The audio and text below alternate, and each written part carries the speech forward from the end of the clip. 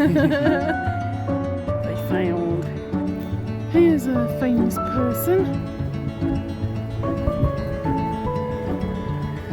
This one is to the memory of William Miller, the laureate of the nursery, author of Wee Willie Winkie, born in Glasgow, August 1810, died 20th August 1872. So he was 62-ish when he passed away. There's a hole in the floor. I think somebody tried to escape. I don't know what you would find in there. Hello everybody and welcome back to my channel. Dan and I are in Glasgow again today and we're going to go and see the necropolis. The necropolis, of course, is a graveyard or cemetery, but this one is very different because it is grade A listed in Scotland, which if you're in England is grade 1 listed. And you'll remember when I did the St Michael's Kirkyard video, that's also grade A listed, and that's because these graveyards are associated with so many of the great and the good and a wide variety of historical figures and monuments.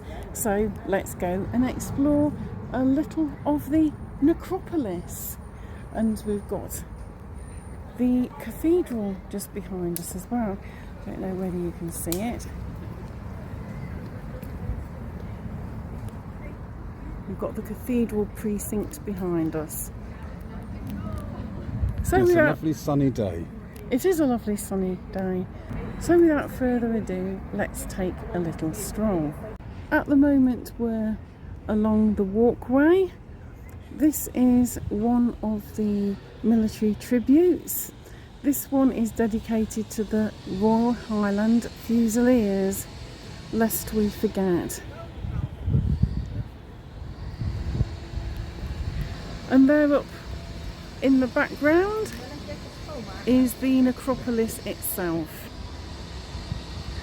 In the background you can see the kirkyard for the cathedral. That as well is quite historical. And over this side, as you can see, we've got Glasgow City. And here at the gate is a plan of the Glasgow necropolis with the various car parks in the vicinity. It's difficult to read. It's in different sections, but too far for me to read.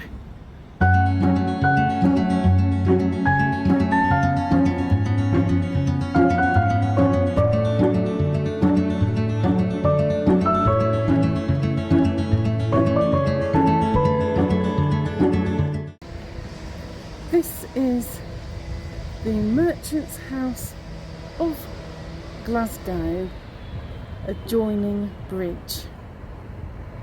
To afford a proper entrance to their new cemetery, combining convenient access to the grounds with suitable decoration to the venerable cathedral and surrounding scenery, to unite the tombs of many generations who have gone before with the resting places destined for generations yet unborn, where the ashes of all small repose until the resurrection of the just, when that which is born a natural body shall be raised a spiritual body, when this corruptible must put on incorruption, where this mortal must put on immortality, when death is swallowed up in victory. Blessed is the man who trusteth in God and whose hope the Lord is.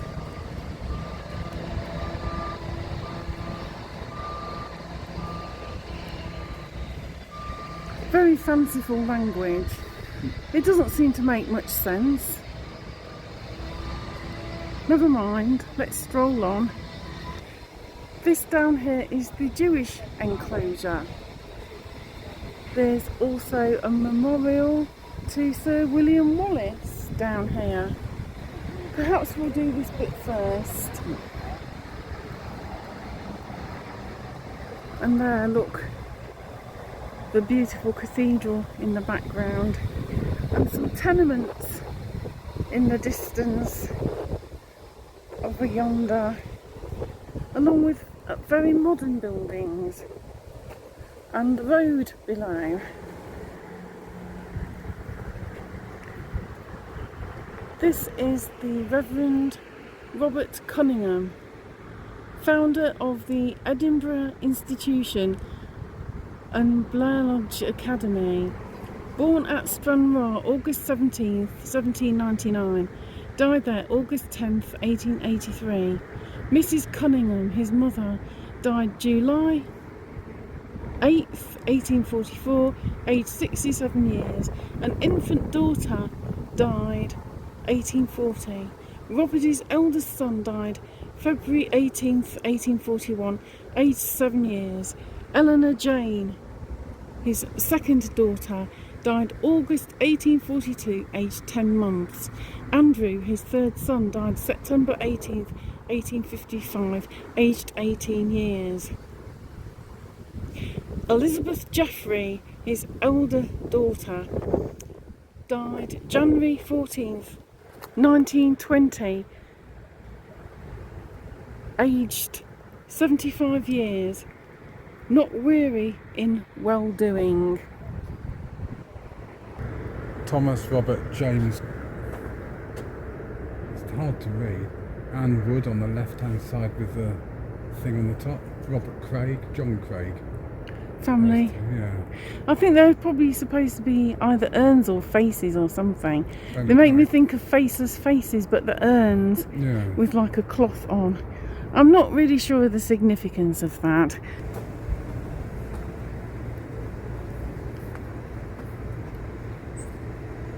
That one is old, you can't read it.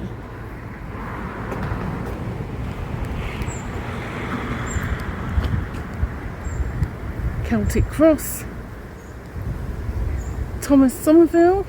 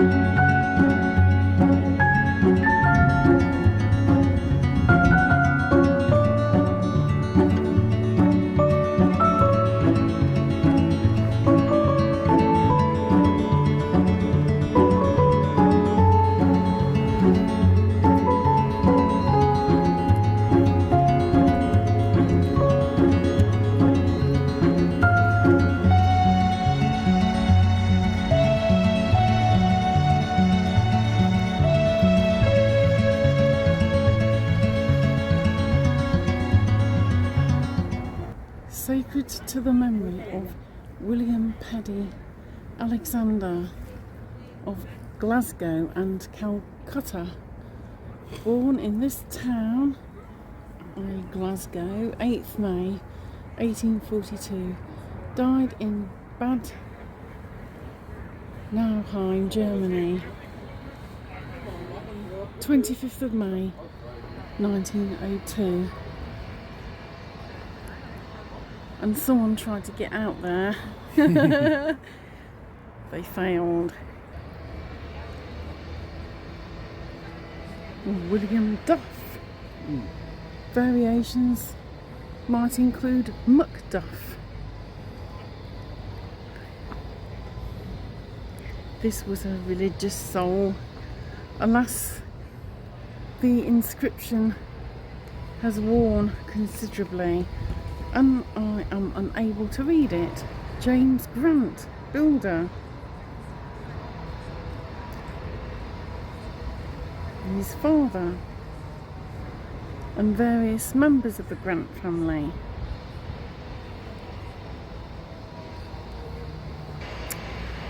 Alas, I may not necessarily be able to tell you as much detail as I was able to in the Dumfries graveyard, because my Glaswegian ancestry is a little further back, not as recent.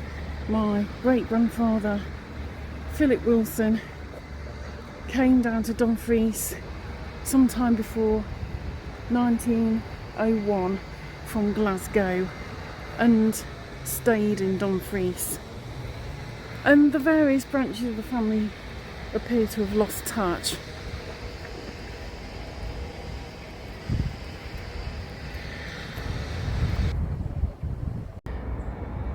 These are very grand monuments, like the ones in St Michael's Kirkyard, Dumfries.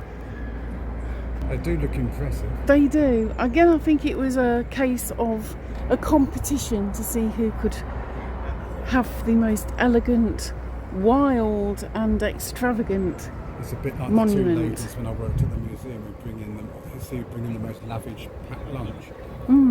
The salads and the sandwiches got more and bigger each time. Really? It's a bit like that with the gravestones. That's hilarious. And the hilarious thing again is that you can barely read some of them. Yeah, the ivy's grown in front of them. It looks quite nice though, the ivy. They look kind of gothic in a romantic kind of way, Yeah. which I think is the whole point of the Gothic movement.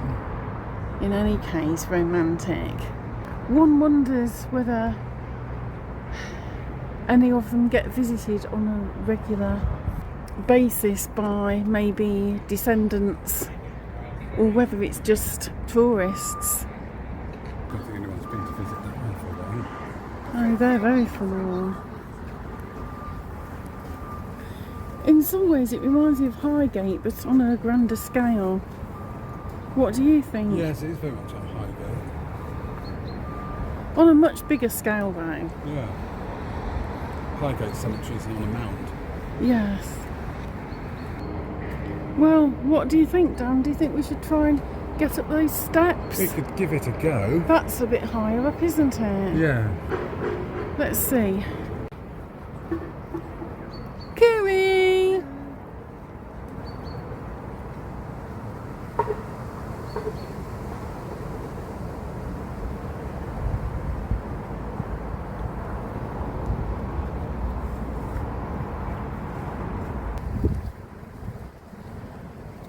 You're a braver soul than I, darling. The Moncriefs, the Pattersons and the Scotts up there. Oh, really? Thanks for that, darling. Patterson with 1 or 2 T's. 2 T's. Okay. So Monteith, Patterson, Scott and Moncrief. Excellent. Patterson with 2 T's. That was a mouthful. Here's a famous person. This one is to the memory of William Miller, the laureate of the nursery, author of Wee Willie Winkie, born in Glasgow, August 1810, died 20th August 1872. So he was 62-ish when he passed away.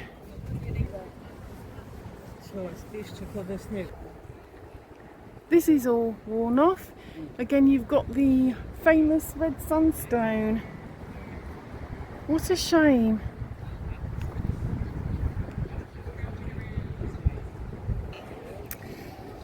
That one's disintegrating. That one's fading. We've got some down here that links up with the Jewish section, I think.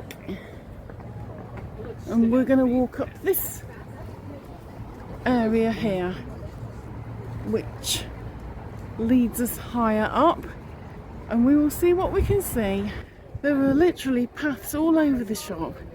Paths down there, paths up there, paths up there, paths down there. That goes down to the bottom. Everywhere. And then statues. The view is amazing. You can see all over Glasgow. Look at that. These ones are getting more impressive by the second. I think up here was the real money.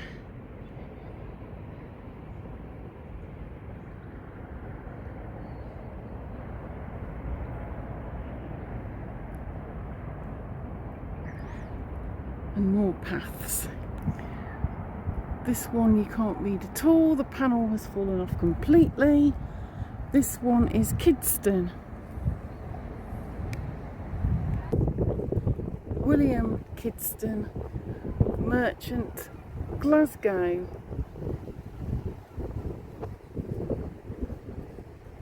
And his wife. And their son, who was also a merchant of Glasgow. Family of merchants. Yeah, there was a lot of merchants in Glasgow. Some of my ancestors were merchants in Glasgow as well.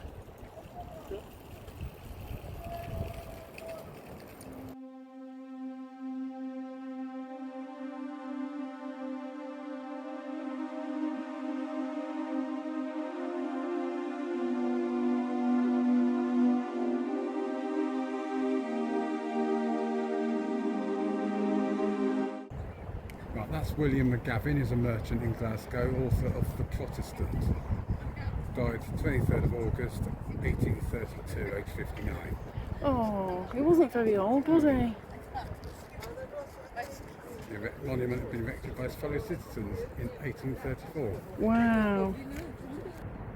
We've got a Lammy, but a different spelling. Yeah, George Lammy. Meh.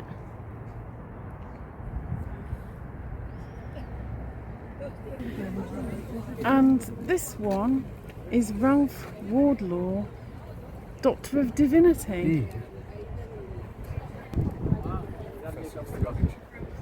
This one is John Dick, another Doctor of Divinity, erected by his congregation in 1838. He was a minister of Greyfriars Church in Glasgow. And over here we have, in memory of the Very Reverend Duncan McFarlane DD, another Doctor of Divinity, born 1771, died 1857. Succeeded by his father as Minister of Drymen, 1792.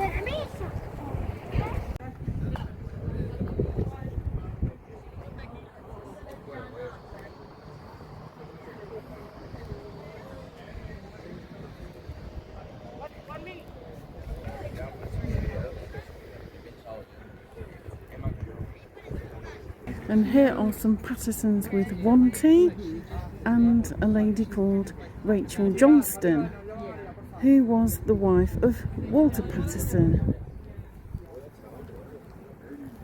And this is James Wilson.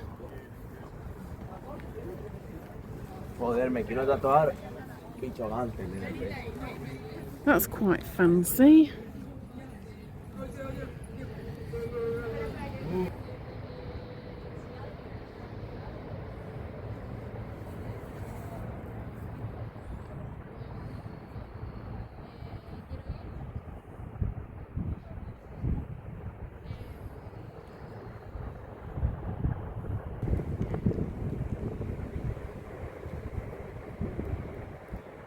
This one is to the memory of William Cooper, MA, surgeon in Glasgow, born 1737, died 1865. He had a nice long life. And this, Charles Tennant of St. Rollox. Wow. Look at that, a life-size figure of him. Died the 1st of October 1838, aged 71. Erected by a few of his friends as a tribute of respect. Wow. There's a bit more text here. It says John Tennant, his son. 1796 to 1878. And then Charles James Tennant, his son, born 5th April 1801, and he died in 1870. Some of the writing is getting a bit faded.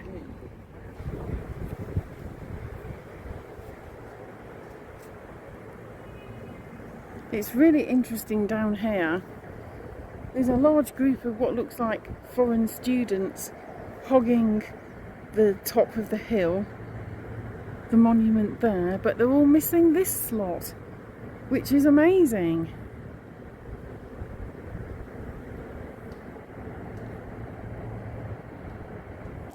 And here we have John Dimmock, LLD, Doctor of Law. He was one of the masters of the grammar school in this city during the period of 25 years, who died on the 9th of November 1838, aged 71.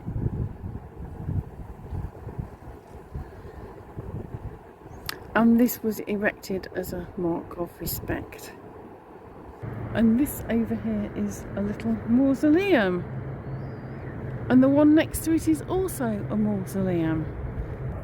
And down here is another path to another part of the cemetery. Crikey.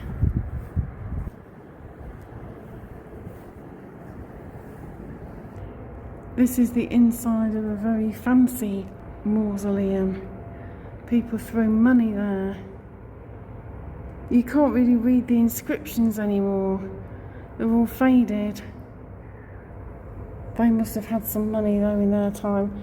Look at the masonry work there. And the whole building is covered in fancy patterning. They're a bit careless when they painted the gate. Yes, that's not very good, is it?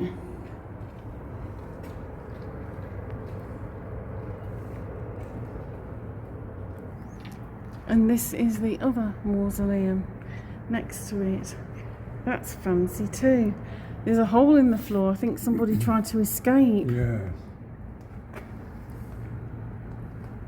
I don't know what they would find in there if they were going to take a look down.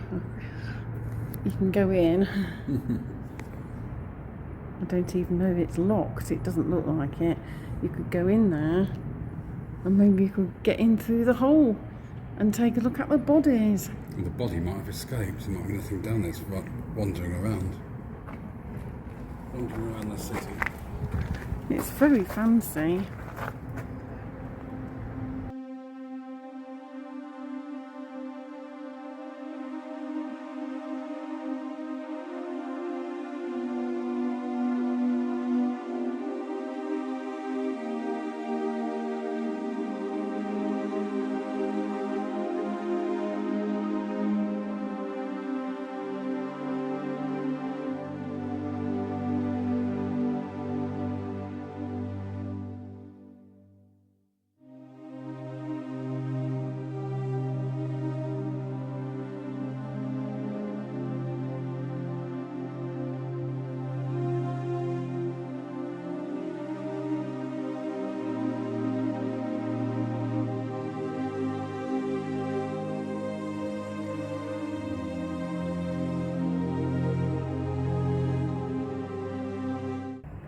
This is a pyramid stone, but you can barely read that at all. There was somebody called Newman Esquire, but don't ask me what it says. The writing now is very faded.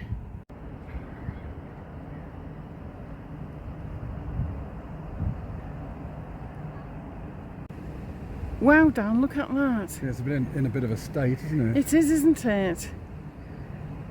Such a beautiful building though. Oh yeah. Look at the masonry on that. Very Absolutely bold. incredible.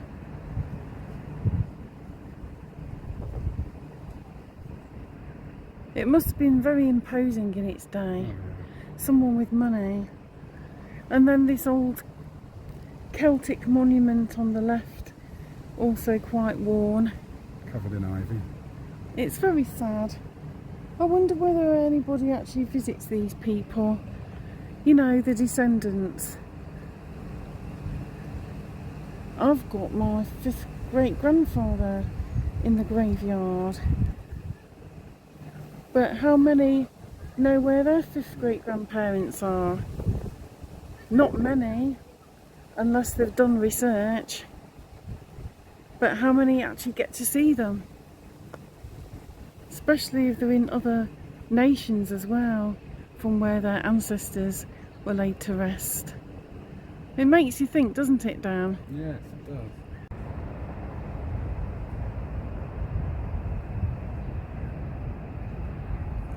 In memory of James Graham Watson Esquire, merchant of Glasgow, who died at Ascot Boot, 21st of October 1869, aged 81 years.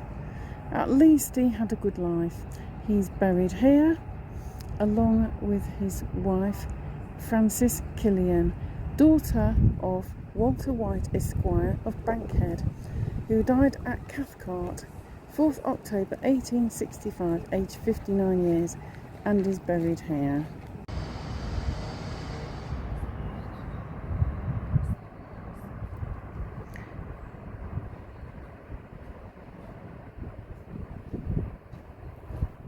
Well, folks, we are sorry, but we are going to leave you here.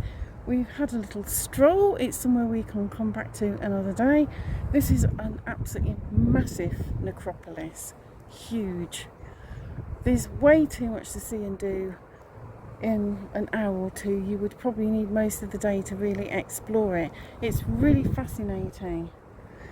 Dan and I are feeling rather parched. We haven't had a drink all morning and are now going in search of a coffee. But we hope you enjoyed this short wander round with us. Please give it a like, comment, Subscribe. and share. And thanks for watching, and we will see you again soon for the next one. Until then, bye for now. Bye.